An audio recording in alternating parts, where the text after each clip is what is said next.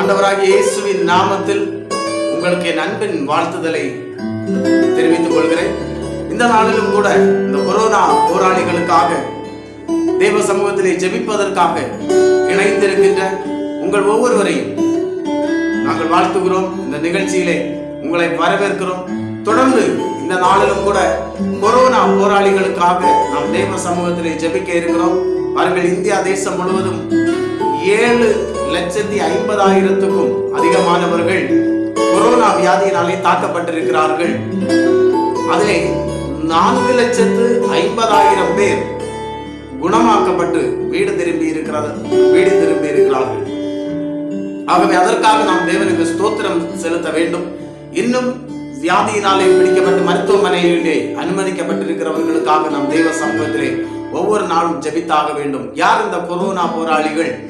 மருத்துவர்கள், தூய்மை பணியாளர்கள், செவிலியர்கள், பரிசோதனை கூடங்களிலே வேலை பார்ப்பவர்கள், தொடர்ந்து மருத்துவமனையிலே வேலை பார்ப்பவர்கள், அது மட்டுமல்ல காவல்துறையினர், பாதுகாப்பு படையிலே பணிபுரிகிறவர்கள் என்று சொல்லி ஆம்புலன்ஸ் ஓட்டுகிற வாகன ஓட்டுநர்கள் என்று சொல்லி இந்த வியாதியோடு போராடுகிற, வியாதியினாலே தாக்கப்பட்டு போராடுகிறவர்கள், வியாதியிலிருந்து எப்படியாவது மீள வேண்டும் என்று கஷ்டப்படுகிறவர்கள் ஒவ்வொருவரும் கொரோனா போராளிகளை. ஆகவே நாம் அவர்களுக்காக தேவ சமூகத்திலே ஒவ்வொரு நாளும் தேவ சமூகத்திலே நாம் ஜெபித்தாக வேண்டும். விசுவாசம் உள்ள ஜெபம் பிணியாளியை ரட்சிக்கும் என்று சொல்லி ஆண்டவருடைய வார்த்தை சொல்லுகிறது. ஆகவே இன்னைக்கு நாம் விசுவாசத்தோடு கூட ஜெபிக்கிற ஜெபத்தின் மூலமாய் நிச்சயமாகவே ஆண்டவர் ஒவ்வொருவரையும் விடுதலை ஆக்குவதற்கு தேவன் வல்லமை உள்ளவராக இருக்கிறார். இந்த கொரோனா என்கிற கொள்ளை வியாதி உலகம் அனைத்திலும் இருக்கிற மக்களை தாக்கியது, எல்லா நாடுகளையும் தாக்கியது. ஆனால் இந்தியா தேசத்திலும் இந்த கொரோனா வியாதி அநேக மனிதர்களை தொற்றிக் கொண்டது. ஆனால் நம்முடைய இந்தியா தேசத்திலே ஜெபிக்கிற அநேக தேவ மனிதர்கள் ஒவ்வொரு நாளும் தேவ சமூகத்திலே ஜெபிப்பதன் மூலமாக, ஊழியர்கள், விசுவாசிகள் என்று சொல்லி ஒவ்வொரு நாளும் தேவ சமூகத்திலே ஜெபிப்பதன் மூலமாக இந்தியாவில் குறிப்பாய் தமிழ்நாட்டிலும் அநேக பலி எண்ணிக்கை குறைவாக தான் காணப்படுகிறது. வியாதியின் கொடூரம், வியாதி அநேகரை தாக்கி கொண்டிருக்கிறது. சுமார் 7,5 லட்சம் பேரை தாக்கி இருக்கிறது. ஆனால் 4,5 லட்சம் பேர் இந்த வியாதியிலிருந்து விடுதலையாக்கப்பட்டிருக்கிறார்கள். இது எந்த நாட்டிலும் இவ்வளவுக்கு அற்புதம் நிகழவில்லை. ஆனால் இந்தியா தேசத்திலே ஆண்டவர் அவ்வளவுக்கு கிரியை செய்து கொண்டிருக்கிறார். ஆகவே நாம் தொடர்ந்து தேவ சமூகத்திலே ஜெபிப்போம். ஸ்தோத்திரம். ஆண்டவர் இன்னும் அநேக மக்களை விடுதலை ஆக்குவதற்கு தேவன் வல்லமை உள்ளவராக இருக்கிறார்.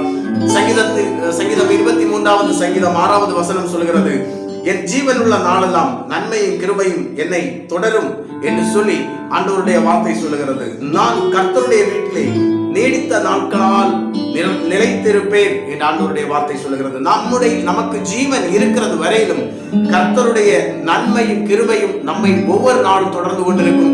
அந்த கிருபை, கர்த்தருடைய கிருபை, நாம் நிர்மூலமாகாமல் இருப்பதும் கர்த்தருடைய சுத்த கிருபை எல்லா இடத்திலும் நாம் சந்திக்கின்ற, நாம் ஒவ்வொரு நாளும் பார்க்கின்ற ஒவ்வொருவரும் பல வியாதியினாலும் பாதிக்கப்பட்டிருக்கிறார்கள். நாமும் அந்த வியாதி பாதிக்கப்பட்ட மக்களோடு கூட தான் நாமும் இருந்து கொண்டிருக்கிறோம். ஆனாலும் கர்த்தர் நம்மை ஒவ்வொரு நாளும் காத்து வருகிறார்.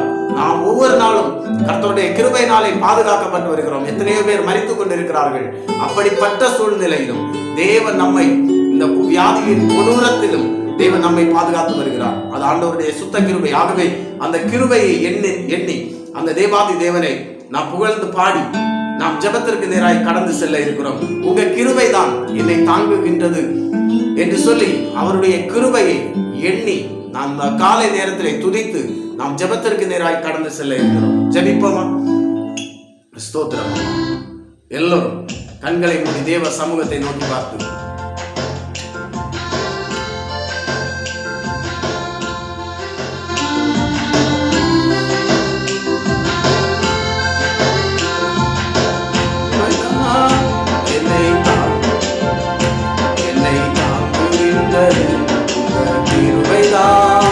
என்னை நடத்துகின்றது, என்னை தாங்குகின்றது, என்னை நட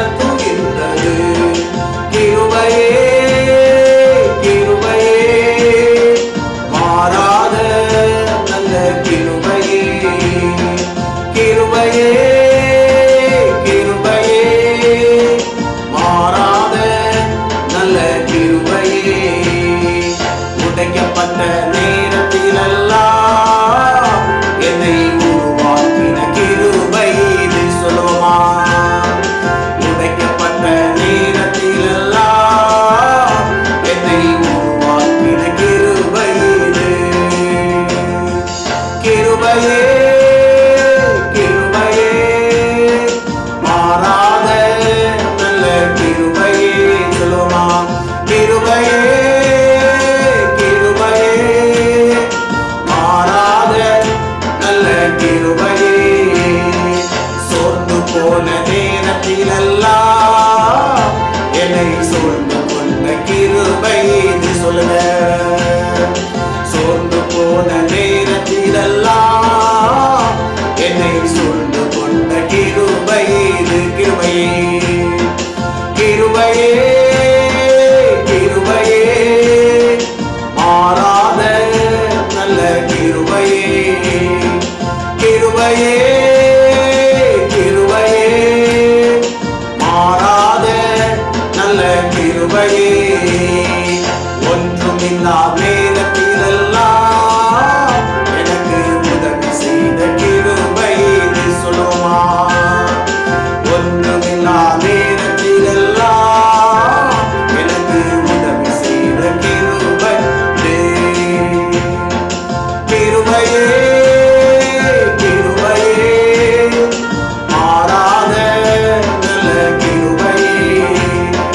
கிருபையே கிருபையே, மாறாத நல்ல கிருபையே. ஊழியத்தின் பாதையிலெல்லாம் என்னை உயர்த்தி வைத்த கிருபை என்று சொல்லுவீங்களா? ஊழியத்தின் பாதையிலெல்லாம் என்னை உயர்த்தி வைத்த கிருபை இது. கிருபையே கிருபையே, மாறாத அந்த கிருபை நம்மை ஆட்கொள்ளும்படியாக எல்லோரும் ஆமென். கிருபையே, மாறாத நல்ல கிருபையே. உடைக்கப்பட்ட நேரத்திலெல்லாம் என்னை உருவாக்கின கிருபை இது. உணர்ந்தவர்களா? உடைக்கப்பட்ட நேரத்திலெல்லாம் என்னை உருவாக்கின கிருபை இது. கிருபையே கிருபையே கிருபையே, மாறாத இந்த கிருபையே. காலை நேரத்திலே கிருபையே கிருபையே, மாறாத நல்ல கிருபையே. உங்க கிருபைதான் என்னை தாங்குகின்றது, உங்க கிருபைதான் என்னை நடத்துகின்றது. சொல்லுமா, கிருபைதான் தாங்குகின்றது, உங்க கிருபைதான் என்னை நடத்துகின்றது. உங்க கிருபைதான் என்னை தாங்குகின்றது. ஆமென். உடைக்கப்பட்ட நேரத்திலெல்லாம் என்னை உருவாக்கின கிருபை இது. ஒன்றுமில்லை கிருபையே, மாறாத நல்ல கிருபையே. சொல்லுங்க, கிருபையே. காலை நேரத்திலே அந்த கிருபை, அந்த தேவனுடைய கிருபை, தகுதியே இல்லாத அந்த கிருபையை பெற்றுக்கொள்ள தகுதியே இல்லாத நம்மிடத்திலே பாராட்டுகிற இரக்கம்தான் கர்த்தருடைய கிருபை. ஆகவே அந்த தேவனுடைய அந்த கிருபை இன்றைக்கு நம்மை ஆட்கொள்ளும்படியாக எல்லோரும் கண்களை மூடி, கர்த்தாவே உமக்கு நன்றி தகப்பனே, இந்த காலை நேரத்துக்காக உமக்கு நன்றி அப்பா, இந்த காலை நேரத்துக்காக உமக்கு நன்றி நன்றி நன்றி என்று சொல்லி எல்லோரும் கண்களை மூடி ஹல்லேலூயா ஹல்லேலூயா ஹல்லேலூயா. தேவாதி தேவனே உமக்கு நாங்கள் நன்றி செலுத்துகிறோம், உமக்கு நாங்கள் நன்றி செலுத்துகிறோம் ஐயா. தேவர்கள் ஆம்புலன்ஸ் ஓட்டுகிறவர்கள் ஒவ்வொருவருக்காக நாங்கள் ஜெபிக்கிறோம். ஒவ்வொருவரையும் தேவன் பாதுகாத்துக் கொள்ளுங்கப்பா. ஒவ்வொரு நாளும் அவர்களை நீர் பாதுகாத்துக் கொள்ளும், அவர்களுடைய குடும்பங்களை தேவன் பாதுகாத்துக் கொள்வீராக. தொடர்ந்து கர்த்தாவே, யாராவது வியாதியினாலே பாதிக்கப்பட்டிருந்தால் அவர்களுக்கும் இப்பொழுது பரிபூர்ண விடுதலை உண்டாகட்டும் தகப்பனே. தொடர்ந்து இந்த நாளிலும் கர்த்தாவே ரிபாலா தூரிபி ஷபோதரிபி கவாரபா இயேசுவின் நாமத்தினாலே கர்த்தாவே இந்த நாளிலும் கர்த்தாவே ஹல்லேலூயா தொடர்ந்து கர்த்தாவே ஸ்தோத்திரம் ஸ்தோத்திரம் ஸ்தோத்திரம். காவல்துறையினருக்காக நாங்கள் ஜெபிக்கிறோம் அப்பா. அநேகர் கர்த்தாவே சுகம் பெற்று வீடு திரும்ப தேவன் உதவி செய்திருக்கிறீர், அதற்காக ஸ்தோத்திரம். இன்னும் வியாதியினாலே பாதிக்கப்பட்டிருக்கிற கர்த்தாவே ஒவ்வொரு காவல்துறையினருக்காக ஜெபிக்கிறோம். ஒவ்வொருவரையும் தேவன் பாதுகாத்துக் கொள்வீராக. ஒவ்வொருவரையும் கர்த்தாவே இந்த கொள்ளை வியாதிக்கு தேவன் விலக்கி பாதுகாத்துக் கொள்ளும்படியாக ஜெபிக்கிறோம் அப்பா. தொடர்ந்து இந்த நாளிலும் கர்த்தாவே ஸ்தோத்திரம். எங்களுடைய தமிழ்நாட்டின் கர்த்தாவே எம்எல்ஏக்களுக்காக ஜெபிக்கிறோம். தங்கமணி அவர்களுக்காக, மந்திரி தங்கமணி அவர்களுக்காக நாங்கள் ஜெபிக்கிறோம் அப்பா. ஒவ்வொருவரையும் கர்த்தாவே அப்பா இன்னைக்கு அந்த தங்கமணி என்கின்ற கர்த்தாவே அந்த மந்திரி அவர்கள் மருத்துவமனையிலே அனுமதிக்கப்பட்டிருக்கிறதாக நாங்கள் அறிந்தோம் ஆண்டவரே. அவர்களுக்காக இன்றைக்கு நாங்கள் ஜெபிக்கிறோம். கர்த்தாவே எங்களுடைய தேசத்தை கர்த்தாவே ஆளுவதற்காக நீர் நியமித்திருக்கிற ஒவ்வொருவருக்காக நாங்கள் ஜெபிக்கிறோம். இன்னைக்கு அந்த தங்கமணி அவர்களுக்கு அற்புத சுகம் இயேசுவின் நாமத்தினாலே உண்டாகட்டும் அப்பா. தொடர்ந்து கர்த்தாவே எங்களுடைய தமிழ்நாடு, எங்களுடைய இந்தியா தேசம் முழுவதிலும் இருக்கிற ஒவ்வொரு ஆட்சியாளர்களுக்காக ஜெபிக்கிறோம். ஒவ்வொருவரையும் தேவன் பாதுகாத்துக் கொள்ளுங்க அப்பா. எங்களுடைய இந்தியா தேசத்திலிருந்து வெளிநாடுகளிலே பணிபுரிவதற்காக கடந்து சென்றிருக்கிற ஒவ்வொருவரும் உண்டு ஆண்டவரே, அநேகர் உண்டாப்பா. ஒவ்வொருவரையும் தேவன் பாதுகாத்துக் கொள்ளும், அவர்களுடைய குடும்பங்களை தேவன் பாதுகாத்துக் கொள்ளும் கர்த்தாவை. ஒவ்வொருவருடைய கையின் பிரயாசங்களும் ஆசீர்வதிக்கப்படும்படியாக ஜெபிக்கிறோம் அப்பா. இன்னும் ஒவ்வொரு நாடுகளுக்காக நாங்கள் ஜெபிக்கிறோம் கர்த்தாவே. அரபு தேசங்களுக்காக ஜெபிக்கிறோம் அப்பா. யூரோப்பு தேசங்களுக்காக ஜெபிக்கிறோம். ஒவ்வொரு நாடுகளையும் கர்த்தாவே ஒவ்வொரு நாட்டையும் கர்த்தர் பாதுகாத்துக் கொள்ளுங்க அப்பா. ஒவ்வொரு நாட்டிலும் கர்த்தாவே ஒவ்வொரு நாட்டையும் இயற்கையின் அழிவுகளுக்கும் கர்த்தாவே கொள்ளை வியாதிகளுக்கும் யுத்தங்களுக்கும் கர்த்தர் விலக்கி பாதுகாத்துக் கொள்ளும்படியாக ஜெபிக்கிறோம். குறிப்பா எங்களுடைய இந்தியா தேசத்தின் எல்லை பகுதியிலே இருக்கிற ஒவ்வொரு ராணுவ வீரர்களுக்காக ஜெபிக்கிறோம். ஒவ்வொருவரையும் தேவன் தாமே பாதுகாத்துக் கொள்ளும்படியாக ஜெபிக்கிறோம் அப்பா. இந்த கர்த்தர் நகரத்தை காவலாகி காவலாளிகள் விழித்திருப்பது விருதா என்று சொல்லப்பட்டிருக்கிறது ஆண்டவரே. ஆகவே கர்த்தாவை நீரே பாதுகாத்துக் கொள்ளும்படியாக ஜெபிக்கிறோம். எல்லா தொற்றுக்கும் கர்த்தர் விலக்கி பாதுகாத்துக் கொள்ளும். சத்துருக்களுடைய கரத்திலிருந்து கர்த்தாவே அப்பா ஒவ்வொருவரையும் ஜெயமாய் கர்த்தர் ரட்சித்து கர்த்தாவே நீர் வெற்றி சிறக்கும்படியாக ஜெபிக்கிறோம். நீர் அப்படி செய்கிறதற்காக நாங்கள் நன்றி செலுத்துகிறோம் அப்பா. தொடர்ந்து கர்த்தாவே இந்த நாளிலும் அன்றாட பணிகளுக்காக கடந்து செல்கிற ஒவ்வொருவருக்காகவும் ஜெபிக்கிறோம். ஒவ்வொருவரையும் தேவன் பாதுகாத்துக் கொள்வீராக. ஒவ்வொருவருக்கும் கர்த்தாவே தெய்வீக பாதுகாவல் உண்டாகட்டும். தொடர்ந்து உம்முடைய நாமம் மட்டும் மகிமைப்படட்டும் அப்பா. எங்களுடைய கர்த்தாவே இந்த நிகழ்ச்சி ஒளிபரப்பப்படுகிற கர்த்தாவே இந்த குலசேகரம் பகுதியை சுற்றிலும் தேவ பாதுகாவல் உண்டாகும்படியாக ஜெபிக்கிறோம் அப்பா. இந்த தேசத்து ஜனங்கள் ஒவ்வொருவரையும் இந்த கொள்ளை வியாதிகளுக்கு தேவன் விலக்கி பாதுகாத்துக் கொள்ளும்படியாக ஜெபிக்கிறோம். தொடர்ந்து கர்த்தாவே உம்முடைய நாமம் மட்டும் மகிமைப்படும்படியாக ஜெபிக்கிறோம் அப்பா. தொடர்ந்து கர்த்தாவே எங்களுடைய தேசத்தின் ஒவ்வொரு ஊழியர்களுக்காக ஜெபிக்கிறோம். இந்தியாவிலே பணியை கர்த்தாவே உம்முடைய பணியை செய்கிற, வெளிநாடுகளிலே உம்முடைய பணியை செய்கிற ஒவ்வொரு ஊழியர்களுக்காக, ஒவ்வொரு மிஷனரிகளுக்காக நாங்கள் ஜெபிக்கிறோம் கர்த்தாவே. ஊழியர்களின் சுகத்தை அப்பா விரும்புகிற எங்களுடைய பரலோகத்தின் தேவனை ஒவ்வொருவரையும் தேவன் பாதுகாத்துக் கொள்ளும். யாராவது வியாதியினாலே பாதிக்கப்பட்டிருந்தால் கர்த்தாவே ஒவ்வொருவருக்கு அற்புத சுகம் உண்டாகும்படியாக கட்டளையிடுகிறோம் தகப்பனே. உம்முடைய நாமம் மட்டும் மகிமைப்படட்டும். தொடர்ந்து கர்த்தாவே உம்முடைய நாமம் மகிமைப்பட போகிறதற்காக ஸ்தோத்திரம். வியாபாரம் தொழில் செய்கிற ஒவ்வொருவரும் ஆசீர்வதிக்கப்படட்டும். இயேசுவின் நாமத்தில் ஜெபிக்கிறோம் பிதாவே. ஆமென் ஆமென் ஆமென். ஹல்லேலூயா ஸ்தோத்திரம். கர்த்தர் ஒவ்வொருவரையும் ஆசீர்வதிப்பாராக. இந்த நாளிலும் தேவன் நமக்கு ஜெபிப்பதற்கு தந்த மேலான தயவுக்காக நான் ஒரு விசை கூட கர்த்தருக்கு நன்றி செலுத்துகிறேன். ஸ்தோத்திரம். தொடர்ந்து இந்த நிகழ்ச்சியை பார்க்கிற உங்கள் ஒவ்வொருவரையும் நிச்சயமாகவே தேவன் ஆசீர்வதிப்பார். ஒவ்வொரு நாளும் நாங்கள் உங்களுக்காக ஜெபித்து வருகிறோம். நிச்சயமாகவே தேவன் உங்களை ஆசீர்வதிப்பாராக. சுருக்கமாக கர்த்தருடைய வார்த்தையை இன்னைக்கு கொரோனா போராளிகளுக்காக ஜெபித்த உங்களுடைய வாழ்க்கையிலே உங்களுக்கு கர்த்தர் தருகிற ஆலோசனை என்ன என்பதனை மட்டும் சுட்டிக்காட்டி உங்களுக்காக ஜெபித்து தொடர்ந்து நாம் கடந்து செல்ல இருக்கிறோம். பாருங்கள், கடந்த நாட்களிலிருந்து நாம் தொடர்ச்சியாக கர்த்தருடைய வார்த்தையை எபிரேயர் 2:18 மையமாக வைத்து நாம் தியானித்து வருகிறோம். ஆதலால் அவர்தாமே சோதிக்கப்பட்டு பாடுபட்டதினாலே அவர் சோதிக்கப்படுகிறவர்களுக்கு உதவி செய்ய வல்லவராய் இருக்கிறார் என்ற வேத வசனத்தை மையமாக வைத்து சோதிக்கப்படுகிறவர்களுக்கு கர்த்தர் உதவி செய்ய வல்லவராய் இருக்கிறார் என்கின்ற தலைப்பிலே நாம் கர்த்தருடைய வார்த்தையை தியானித்து வருகிறோம். சோதிக்கப்படுகிறவர்களுக்கு கர்த்தர் உதவி செய்ய வல்லவர்.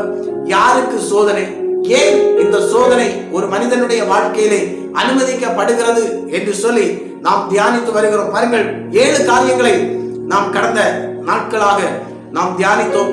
8வதாக ஒரு காரியத்தை நான் உங்களுக்கு சுட்டிக்காட்ட விரும்புகிறேன். ஏன் நம்மில் அநேகர் அடிக்கடி கேட்கின்ற கேள்வி, ஆண்டவரே ஏன் இந்த சோதனை என் வாழ்க்கையிலே, ஏன் இவ்வளவு சோதனை என்னுடைய வாழ்க்கையிலே என்று சொல்லி நாம் அதிக நேரத்திலே நமக்கு தெரிந்தவர்களிடத்திலே நாம் கேட்கிறோம். அல்லது சில வேளை ஜெபிப்பதற்கு செல்லும் பொழுது கூட நம் ஆண்டவரிடத்திலே கேட்கின்ற கேள்வி, இவ்வளவு சோதனை என்னுடைய வாழ்க்கையிலே ஏன் அனுமதிக்கப்படுகிறது, ஏன் இந்த சோதனை என்று சொல்லி நம்முடைய கஷ்டங்களும் துன்பங்களும் நம்மை ஆட்கொள்ளும் பொழுது, கஷ்டங்கள் துன்பங்கள் நம்முடைய வாழ்க்கையிலே அதிகரிக்கும் பொழுது நாம் ஆண்டவரை பார்த்து கேட்கின்ற கேள்வி, ஆண்டவரே ஏன் இந்த சோதனை என்று சொல்லி நாம் கேட்கிறோம். பாருங்கள், அதற்கு வேதத்திலே ஏன் ஒரு மனிதனுடைய வாழ்க்கையிலே சோதனைகள் அனுமதிக்கப்படுகிறது என்று அநேக வசனங்கள் கொடுக்கப்பட்டிருக்கிறது. அதிலே ஒரு சில காரியங்களை நாம் தொடர்ந்து தியானித்து வருகிறோம். கர்த்தருக்கு சித்தமானால் கடைசி நாள் எல்லா காரியங்களையும் சேர்த்து ஆண்டவருடைய வார்த்தையை கொடுக்க கர்த்தர் கிருபை பாராட்டுவாராக. பாருங்கள், இன்றைக்கு 8வதாக ஏன் ஒரு மனிதனுடைய வாழ்க்கையிலே சோதனை. யோவான் எழுதின சுவிசேஷம் 15வது அதிகாரம் 2வது வசனத்தை நான் வாசிக்கிறேன். என்னில் கனி கொடாதிருக்கிற கொடி எதுவோ அதை அவர் அறுத்து போடுகிறார்.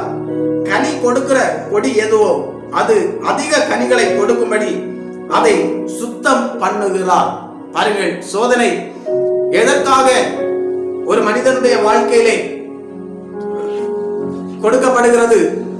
நாம் அதிக கனிகள் கொடுக்க வேண்டும் என்பதற்காக ஆண்டவர் நம்மை இந்த சோதனை என்கின்ற பாடுகள் துன்பங்கள் வழியிலாக ஆண்டவர் நம்மை சுத்தம் பண்ணுகிறார் என்று சொல்லி ஆண்டவருடைய வார்த்தை இங்கே சொல்லுகிறது. நாம் அதிக கனி கொடுக்க வேண்டும் என்பதற்காக ஆண்டவர் நம்மை சுத்தம் பண்ணுகிறார் என்று சொல்லி ஆண்டவருடைய வார்த்தை சொல்லுகிறது. பாருங்கள், நாம் அதிக கனி கொடுக்க வேண்டும், கனி கொடுக்கிற வாழ்வு வாழ வேண்டும் என்று சொல்லி ஆண்டவர் விரும்புகிறார். இந்த கனி கொடுக்கிற வாழ்வு, கனி கொடுக்கிற வாழ்வு எப்படி வாழ்வது? அப்படி என்றால் கனி கொடுக்கிற வாழ்க்கை என்றால் என்ன?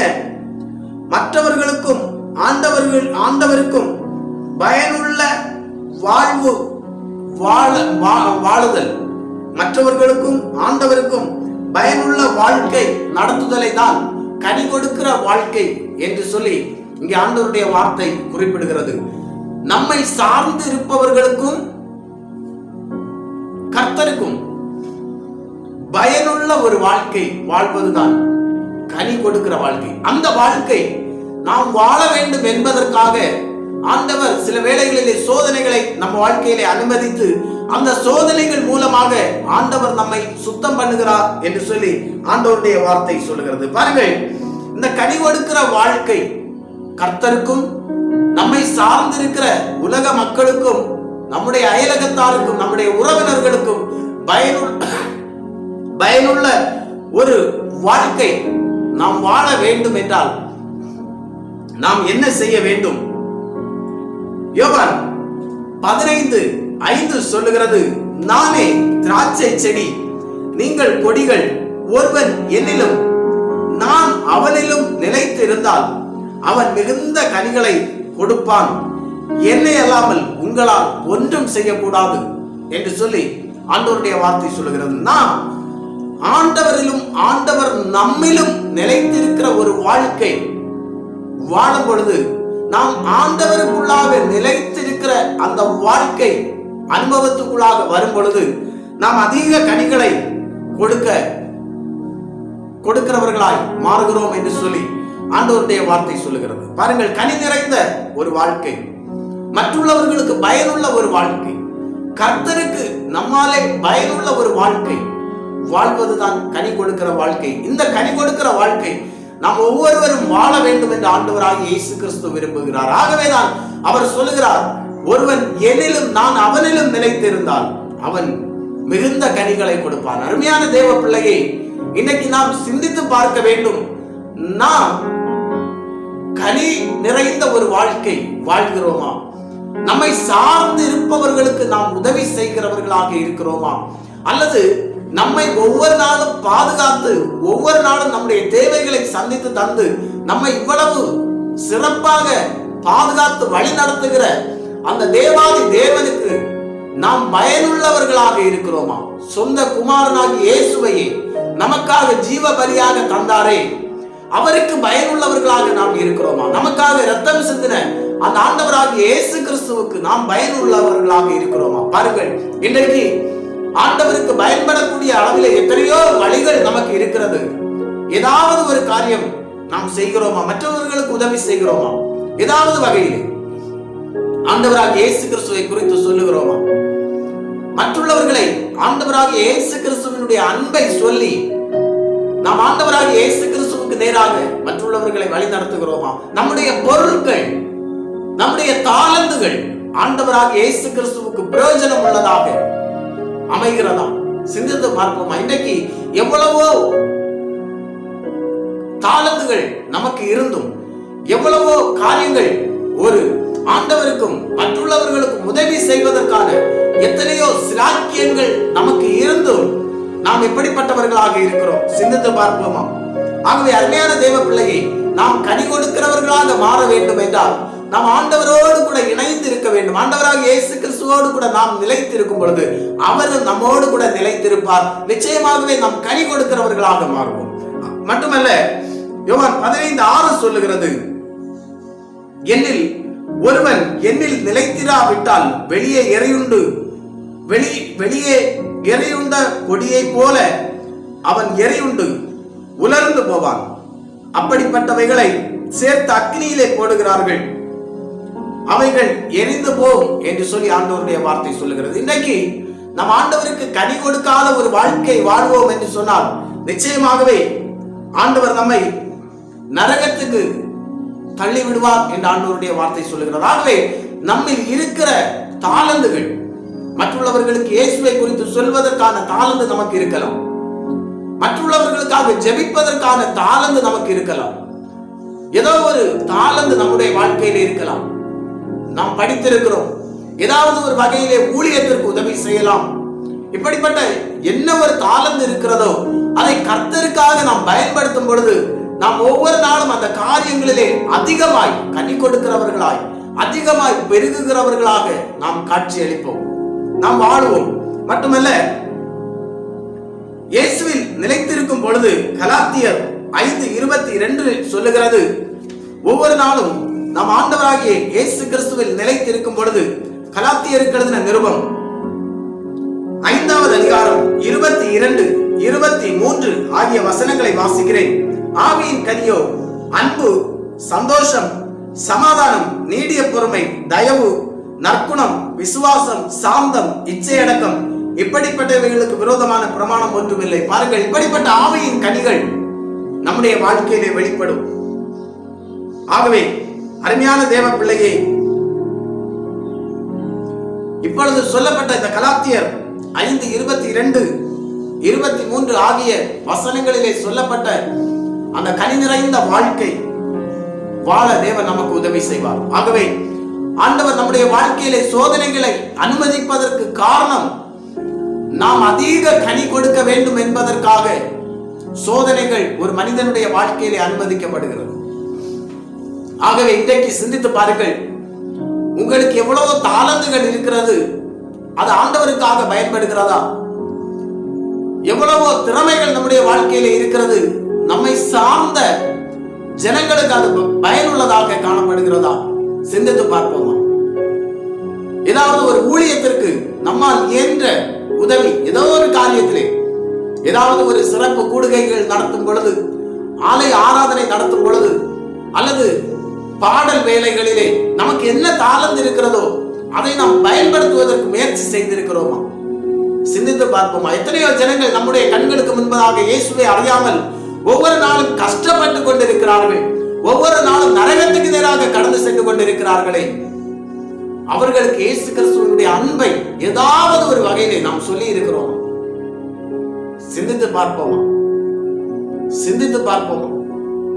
அருமையான தேவ பிள்ளை, தேவ சமூகத்திலே நாம் கண்களை மூடி ஜெபிக்க போகிறோம். ஆண்டவர் நமக்கு உதவி செய்வதற்கு வல்லமை உள்ளவராக இருக்கிறார். சோதனைகளிலே உதவி செய்வதற்கு ஆண்டவர் வல்லவராக இருக்கிறார். ஆகவேதான் சோதனை ஒரு மனிதனுடைய வாழ்க்கையிலே ஏன் சோதனை அனுமதிக்கப்படுகிறது? இன்றைக்கு ஏன் உங்களுக்கு இவ்வளவு பாடுகள், ஏன் இவ்வளவு துன்பங்கள் நமக்கு கொடுக்கப்படுகிறது? நாம் இன்னும் அதிகமாய் கனி கொடுக்க வேண்டும் என்பதற்காக ஆண்டவர் இந்த உபத்திரவங்கள் வழியாக நம்மை சுத்தம் பண்ணுகிறார். ஆகவே நம் கண்களை மூடி, இந்த உபத்திரவங்களும் பாடுகளும் நமக்கு நிரந்தரம் அல்ல. நிச்சயமாகவே இவைகளிலிருந்து ஆண்டவர் நம்மை விடுதலையாக்குவதற்கு அவர் வல்லமை உள்ளவராக இருக்கிறார். ஆகவே நாம் கண்களை மூடி ஜெபிக்க இருக்கிறோம்.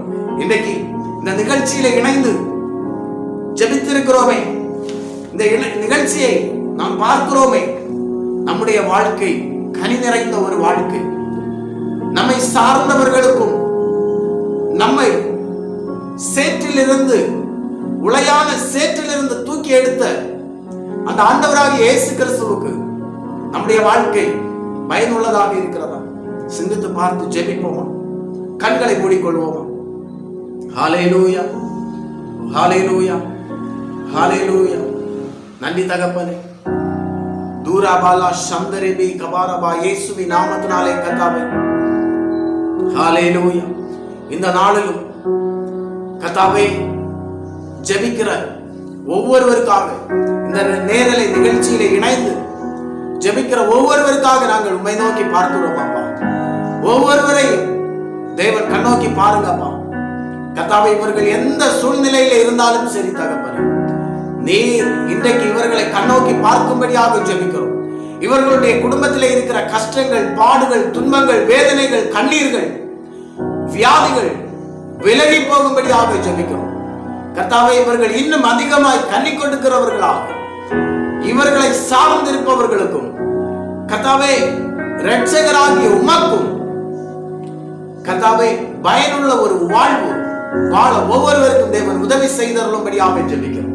தொடர்ந்து கர்த்தாவே, இந்த நாளிலும் இவர்கள் செய்கிற ஒவ்வொரு வேலைகள், ஒவ்வொரு காரியங்களிலும் கர்த்தர் இவர்களோடு கூட இருந்து தேவன் ஒவ்வொருவரையும் எல்லா கொள்ளை வியாதிகளுக்கும் விலக்கி பாதுகாத்துக் கொள்ளும்படியாக ஜெபிக்கிறோம். நீர் அப்படி செய்கிறதற்காக ஸ்தோத்திரம் ஆண்டவரே. இப்பொழுது கர்த்தாவே, எந்தெந்த மருத்துவமனைகளிலே யார் யார் கர்த்தாவே கொரோனா என்கிற கொள்ளை வியாதியினாலே பாதிக்கப்பட்டிருக்கிறார்களோ ஒவ்வொருவரும் அற்புத விடுதலையை இயேசு கிறிஸ்துவின் நாமத்தில் பெற்றுக் கொள்ளட்டும் தகப்பனே. ஒவ்வொரு கர்ப்பஸ்திரீகளுக்காக ஜெபிக்கிறோம் அப்பா. ஒவ்வொரு கர்ப்பஸ்திரீகளும் இயேசுவின் நாமத்தினாலே பாதுகாக்கப்படட்டும். எல்லா கொள்ளை வியாதிகளுக்கும் கர்த்தாவை விலக்கி பாதுகாக்கப்பட்டு ஏற்ற நாட்களிலே கர்த்தாவே உம்முடைய விடுதலையை அவர்கள் பெற்று தாயும் சேயுமாய் கர்த்தாவை உம்மை மகிமைப்படுத்த தேவன் உதவி செய்யுங்கப்பா. அரசு மருத்துவமனைகளிலே அனுமதிக்கப்பட்டிருக்கிற ஒவ்வொருவருக்காக ஜெபிக்கிறோம் கர்த்தாவை. அரசு மருத்துவமனையிலே பணிபுரிகிற ஒவ்வொருவருக்காக ஜெபிக்கிறோம்.